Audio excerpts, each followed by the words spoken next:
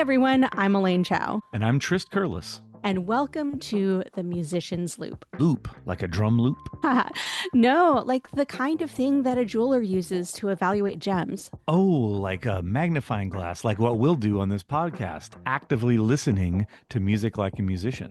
That's right. And every week, we are choosing a track to dive into together and share our thoughts about what we find intriguing about the song. Whether it's songwriting, chord progression, instrumentation, recording technology, arrangement, whatever, we're looking at the music we love through the lens, or the loop, of decades in the music industry.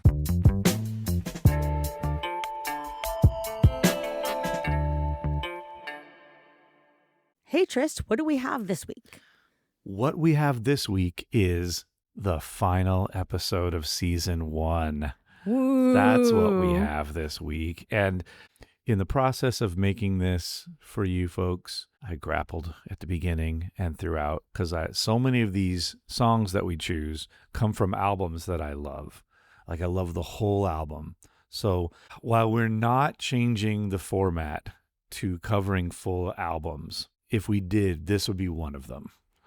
This is going to be from Nikka Costa, and the song is So Have I For You.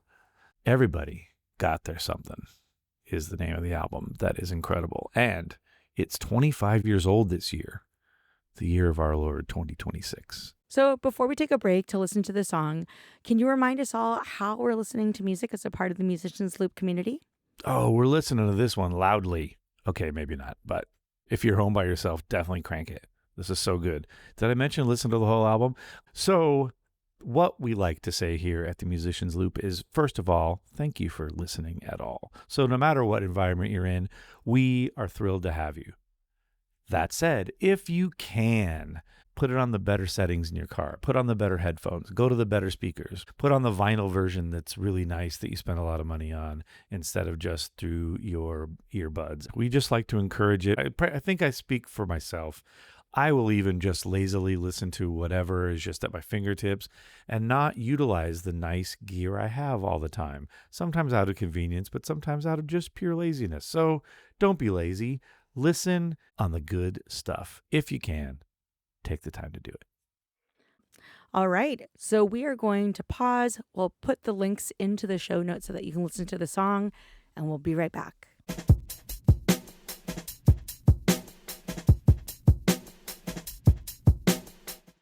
And we are back. Okay, I will say that this is one of my favorite songs from one of my favorite albums. And by the way, this is one of the first albums that you recommended to me when we first started to do the album recommendation game. How about that? There you go. So I have listened to this one a whole bunch of times. According to Apple Music, I've listened to this at least 120 times. I think it is an undercount because, I'm sure. Yeah, this is definitely one of my favorite songs here. And it is interesting because I had forgotten that it was from this particular genre, mostly because I initially heard this album long after it was released. So I had no anchor in time to when it was actually released to say, oh, this is from this particular genre. Right. I was thinking about this album. There are songs on this album that don't sound dated at all. Yeah. And yet this one I felt sounded a little bit more dated from just the effects on her voice and such. So can you tell me a little bit about why you chose this song over the other ones on the album? Oh, man. Well, did we mention you should just listen to the whole album? If not, definitely do that. So the thing that I like about this is in that category of the big hit, probably her biggest hit ever was from this album, Like a Feather. Great, still holds up. I think it's still a great track. There's a reason it was a hit. When you listen to the album the first time, it's definitely one that stands out. So Have I For You is one of those that is then stuck in your head after the fifth listen. The first time you hear it, oh, yeah, that's really good. Like you might like it just fine. But in the first listen, there are several other songs that may stick in your head. There are a few songs where after you've listened to the album many times, on that fifth, sixth, those repeat listens, oh, wow, I love this song. Like we said, if you listen to this whole album, that'll happen to you too. This is definitely either my second or third favorite song on the album. It made it to certain playlists that I had for Focus and just for the ones that I felt were a little bit more of a bop. Well, even that fits what we usually do because we usually don't pick the biggest hit song. We usually pick like the second or third song. So it even fits for you personally. Exactly. Well, that being said, for me, this one really stuck out because the chord changes are a bit Hmm. unusual for rock. It's interesting because Apple Music classifies Nikka Costa as pop instead of rock, but it definitely has a huge rock influence on all of her music on this album. For this one, the chords are, it's not something that you normally hear. It's not even your typical jazz stuff that you have. There's definitely chord changes that are really just out there, but they really fit with the music. And so that's part of the reason I like this particular song. Can you tell me a little bit more about what you like about this song? I like the changes. I really love basically kind of the back half of the chorus, I guess you could call it. Some of these tunes like this, it's hard to give good descriptions, but it's the "That's all I need to free myself." She says that line twice, and every time the second time she sings it, the second free. So chord is great. It's probably like the tritone of the key, so that's what makes it cool. The fact that it's a tritone doesn't make it cool. The sound is what makes it cool. Yeah, it has a little bit of tension there, right? Is what you're Yeah, talking yeah. about. It's like because it repeats a line and there's just one chord different. It's not a big reharmonization. Just sings the line twice, and every time the second time is, like I said, I'll just call it the cool chord. I love that. One other thing that I really loved about this track was just her voice on it. And this was my first experience with Nikka Costa as an artist and just the quality of her voice and the way that she was singing. And a lot of the harmonies sounded like her as well, just not like random background vocalist. And there was something about the quality of her voice that was just very passionate and at the same time very focused. So there was this bell tone to her voice that I really, really loved. It rang, it wasn't super piercing, but it was piercing enough to get the sense of oomph to it. Maybe even a little bit of a gospel oomph to it, even though she was apparently born in Tokyo and to American parents. And so very international kind of upbringing, even though she's here in the United States now. And yes, seeing that her father, Don Costa, very important arranger, huge, like massively important arranger, did a lot of arranging, especially orchestral arranging for Frank Sinatra. He did a lot of producing and directing and arranging. Matter of fact, on a later album, she found an old score that her dad had done for Sinatra and had someone do a reduction, and it's on her strings album that just a string quartet did a version of one of the songs. But anyway, check that out. Also, the last little tidbit I remember off the top of my head is she was basically a child star in Italy. Oh, She had a big hit as a little kid, interesting. like 81 or something like this. Every once in a while, you'll see these albums of her. Just says Nikka Costa and there's this cute little girl's face on the front. And I'm like, wait a minute. Well, let's continue talking about the music here because there's so much to say. Now, one thing that I found really interesting, I tried to figure out the beats per minute because we have talked about this mid tempo song before about how we tend to skew more towards really fast or really slow songs. And this one kind of hits right in the between. It's got that 76 beat per minute. It's not quite a ballad and it is at the same time, it still moves. And so, can you talk a little bit about how this song fits into your general spectrum of tempo? I think that's right. It's not really necessarily a ballad, but it's just not like in your face. It's about the chords. It helps also more emphasis on the lyric now. We've talked about this before about how the setting of the song really will serve a lyric.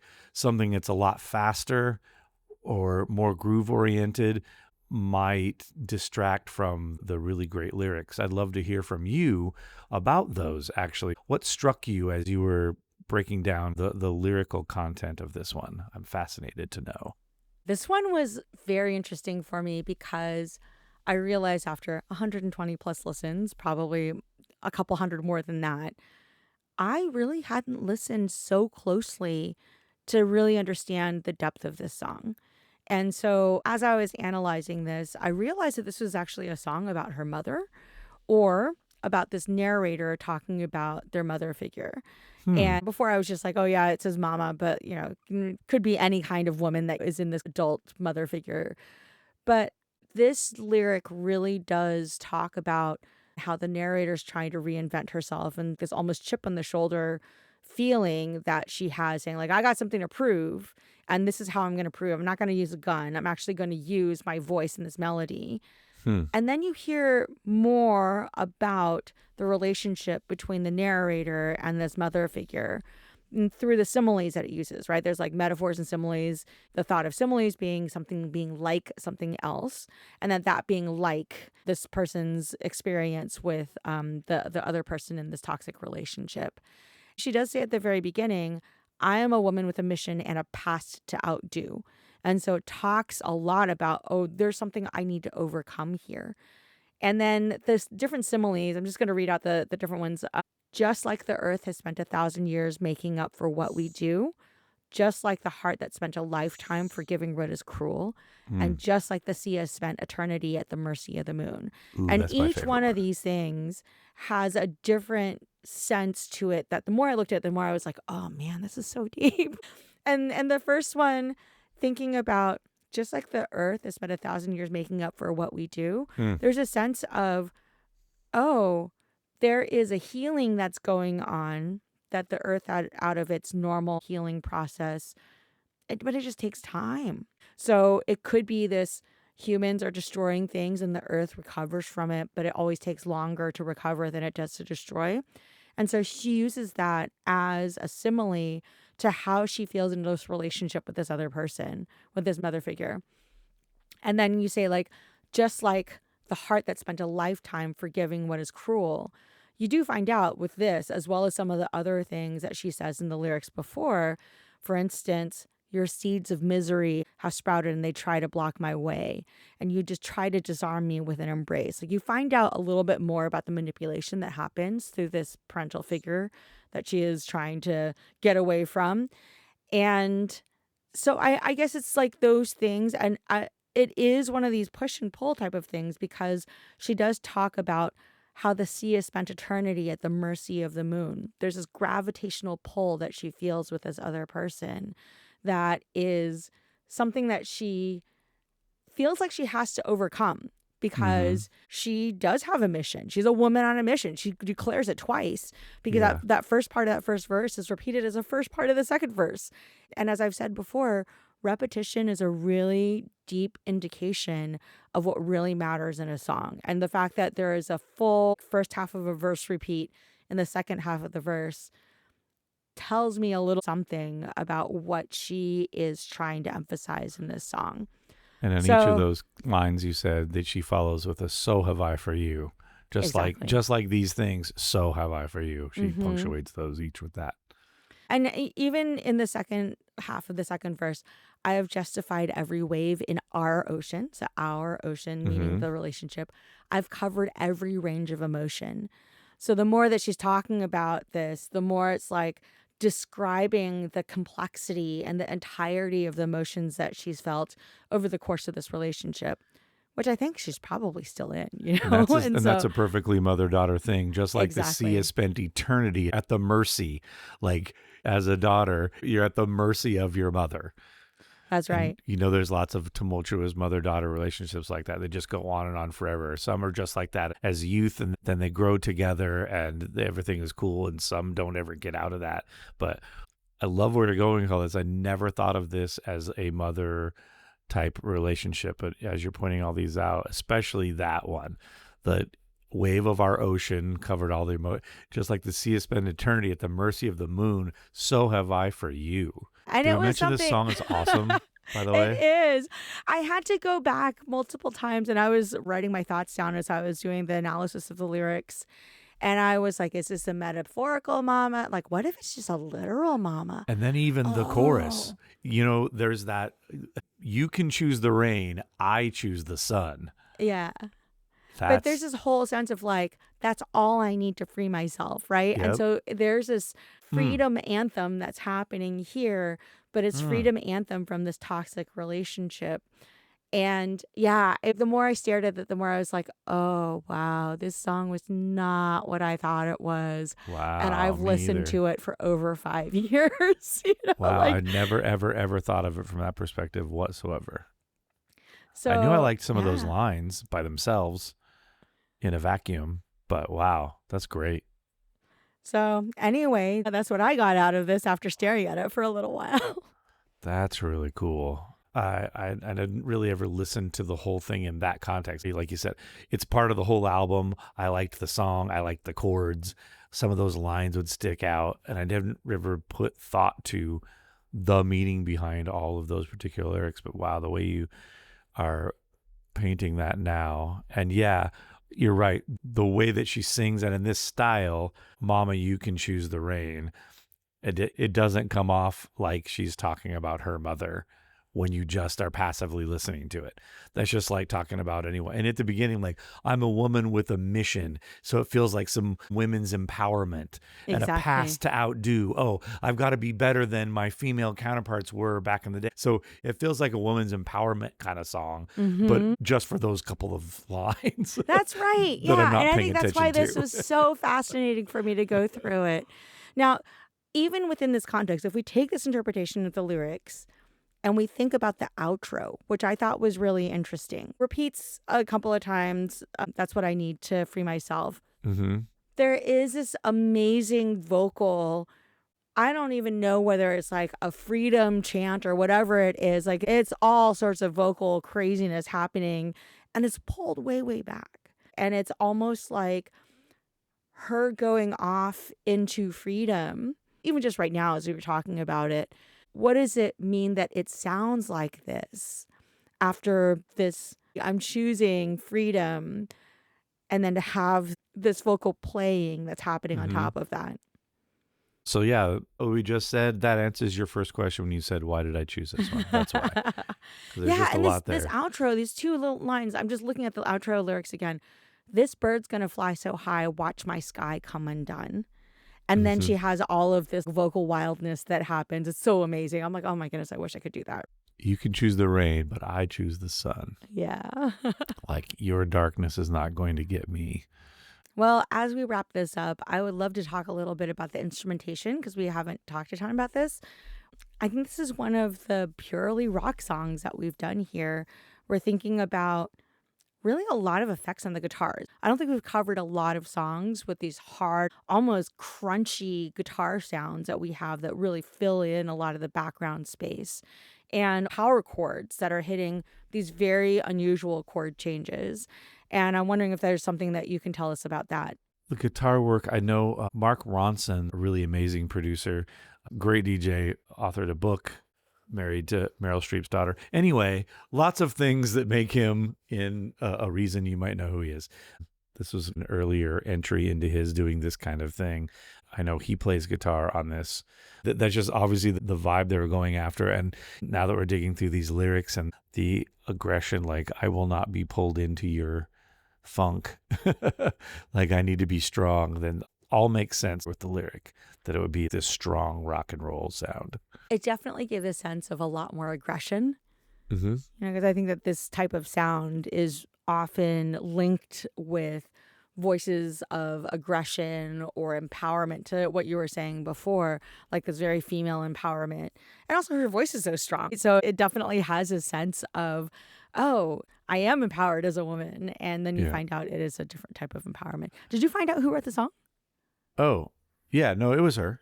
Oh, okay. So I guess the question is it autobiographical or is it a song about some other type of character? We'll never know, but it is something for us to think about. I was looking at the credits, co-written by her and Justin Stanley, who plays guitar on this and is a producer of the album as well. You're right. Maybe autobiographical, maybe not. Who knows? If I were to guess, I would say so, because boy, those are pretty strong lyrics. Maybe she's writing about the relationship of a friend of hers and her mom. Who knows? But Exactly. seems like these lyrics are pointed to something. They're not just willy-nilly now that we've dug into them. Pretty strong. All right. Well, any last thoughts before we move on? We probably didn't really mention it, but you should check out the whole album. That's what I would do if I were you. I would plus one that. listen to the whole album. And if you can figure out what my favorite song is, you can email us and let us know. Okay, yeah. So with that, let's move on to our next segment, which is The mailbag. That's right, the mailbag. And you can get a hold of us via email at themusiciansloop, that's LOUPE @gmail.com, or you can catch us on Instagram or Threads at themusiciansloop. And this is the last time this season that you can email us there and let us know about the particular episode you just listened to. And you can tell us what your favorite song on the album is because you listened to the whole thing. And maybe some other ideas that you have for the pod and maybe anything else that we missed. All right. So with that, let's look at our last mailbag of the season. This mailbag entry is from Threads from Craig_7D from May of 2026. And he writes, desperately seeking new music selections, open to any genre. And I am really interested in hearing how you discover new music in this day and age. I think a lot of new music I discover accidentally. I overhear the apps, the Shazam on your phone, any of the music recognition apps that you have when you're in a restaurant and there's a song that's cool and you can just grab what it is and then check it out. People do ask me this a bit. If you were talking about the algorithms and usually in a negative connotation, but if you've been listening to a particular platform often, and if you have kind of eclectic tastes, it shoots all over the place. The recommended things that it'll find and spit back at you quite often are pretty good in terms of like, it's recommending this, I'll at least give a try. Not always guarantee that you're going to like those things, but that's a good way. And some of the apps, some of the streamers do a better job of that, I think. Probably depends on how deep the engines are that work that for them. But really, happenstance and word of mouth are my favorites. And being someone who's just really into music and has a podcast that talks about music, I definitely have friends all the time who are, hey, you might like this. Matter of fact, I think our very first entry for season 2 is actually going to be a band that a friend of mine text messaged me about. And so I heard cold out of nowhere. That's not quite a cliffhanger. Still, the word of mouth and your friends who really know you and know what you might like, I find I get a lot of great discovery that way. I think that you and I are both surrounded by a number of very talented musicians who understand talent and who will share talent. And I know that besides you, there's at least one other person who we both know who shares just what he finds interesting on his Instagram page. And I will occasionally look at his stories and be like, holy cows, this person has just blown my mind. I need to find more of this person. And I think that that sense of word of mouth and having other people share what they actively love, I think this is kind of where we're going into the personal recommendation. We're so used to this algorithmic recommendation, which I think you were just talking about, that in some ways we're not really having as much conversation about music anymore. One thing that I find really interesting at work recently, someone decided to put on a whiteboard, hey, put down what you would like on your summer playlist, like recommend music for the rest of the team. And everyone's been writing a little bit of music and just like the name of the track and the artist. And they put together a playlist based off of this so that people could discover new music. Oh, that's great. And I think that's really clever. And I think that's something that we've been trying to do here as a part of this podcast, is put together a really interesting, diverse list of music for us to be able to open up our horizons a little bit more. So I just thought that was an interesting little exercise, and I'd love to challenge our listeners to also do the same. How can you not only curate music and discover music through people like us, how can you share your music with other people in the broader community, whether it's talking about it with your friends or sharing something on social media for someone to discover some other artist? Well, coming up with other creative things to do, like instead of having a book club, you have a record club where everybody listens to the same album, and every week you talk about that album, or every month you talk about that album because you've experienced the same chapters, the same stories on that album, just like you would a book. That's really interesting. And I encourage people also to do this in person, whether it's listening to something in person. I'm also a big proponent of snacks, and so if you meet in person, you get to have snacks. Exactly. And so it's like And the that's how benefit of you community. assure people show up.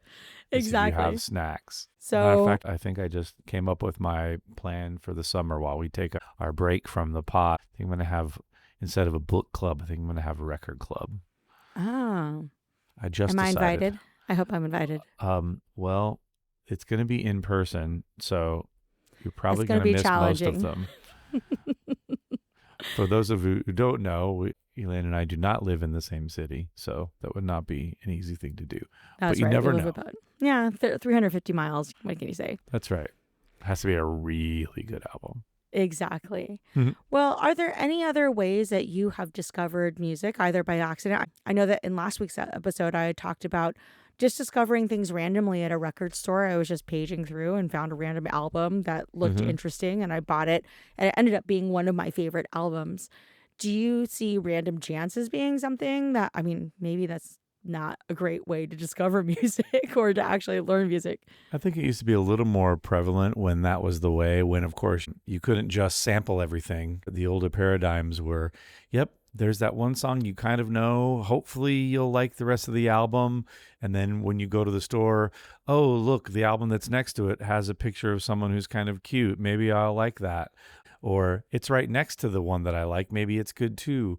Or down to, oh, at least it's on the same label or made by the same producer. Or something on the packaging that gets you to buy it.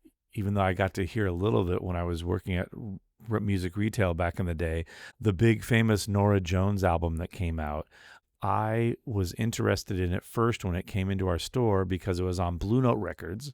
I'm a jazz music fan, and that's a big jazz music label. And she did the standard, The Nearness of You. So because I didn't know anything about her, and this before the single was out or it had blown up for her, it was such a massive hit. I was thinking, okay, it's Blue Note, it's a jazzy thing probably, and then there was this standard songbook tune that jazz musicians had played or sung. So I thought, oh, okay, these other songs that don't look familiar, maybe these are original compositions, and this will be a cool jazz singer to listen to. And while she definitely has those elements, it's not the kind of standards jazz singer album that I thought it was. But it was enough that I would have purchased it if we didn't have the demo in the store that I listened to. But that's the kind of thing that would make me buy an album back in the day. And now you don't need to spend all that because you can just sample and listen to it. One of the other things that has really come to mind, and what you just said triggered it, is buying the entire album. And we've talked about this before, but if you hear something on the radio, you hear something out there, and you think, oh, this artist seems kind of cool, or this track seems kind of cool. So one of the things that I do is I ride the Peloton bike, and a lot of those are set to music, and they have the playlist there. You can actually save songs from the playlist for you to listen to later. So as I'm discovering new genres, let's say like a Bollywood or some K-pop artist, I can go ahead and save the ones that I really like and then look at them later. And maybe I want to buy that entire album to discover more music. And so that's something that you've mentioned before. Yeah. And that's part of the reason why you and I, when we talk, most of the time, it's about entire albums, not just songs. Did we mention you should listen to the whole Nikka Costa album? I highly recommend it. If we didn't say so, you should definitely check that out. Well, let me add one more thing, which is don't sleep on the library. Like if you live in an area with a really good library, you can go and check out music, and hopefully you still have a way of playing physical media. But it is this thing where a lot of us have access to these free resources in our community. Also a call out to support your local library. But these are things that you can do. Can you talk a little bit about your relationship with the local library? Man, we have an amazing library where I live. I live in Glendale, California. And up on the hill, there's the Brand Library, the Brand Music and Art Library. I don't think they do this anymore, but when I moved here, I think you could actually check out artwork. Like you could check out like amazing artwork and just have it in your home for like a month or something. Crazy. Anyway, so there are art and music students from major universities in Los Angeles that don't even go to their own library. They go to this library instead. And yes, I've gotten a lot of music, and that's a great place to sample some things. A huge music library. They do have some vinyl that you have to sort through a catalog and request, but thousands and thousands and thousands of CDs of all types of classical and jazz and pop and world music, and then a lot of writings and actual scores, sheet music as well. Big box sets of composers and different artists. It's a wonderful place. I think they now limit you. I think you can only check out 100 CDs at a time. Speaking of the summer listening, take the time to go to the local library, even if they have a smaller collection. Maybe there's an artist there that you've heard the name of, you just didn't take time to listen to. It's another resource, as Elaine said. All right. So any last thoughts on this before we close out our season? Oh, just so grateful to all of you who have listened, who have sent messages and notes about thoughts on what we're doing, what you'd like to hear from us. Please, please, please let the sessions that are out there already do their work and keep recommending episodes to your friends and family, and share the playlist. Speaking of sharing the playlist, we'll update it with everything from season 1, so they'll all be complete soon, if not already, by the time you hear this. And then that way, if they just get into the songs, that's great. But if any of them strikes their fancy, they can listen, and you can all wait with bated breath to see what we do for season 2. Any ideas, even structurally, about how we put it together, this is the time that we will make those changes, is going into another season. And that'll be coming up in the fall. Glad to have you. Well, we hope you have a great summer, and we will see you again in the fall. Bye.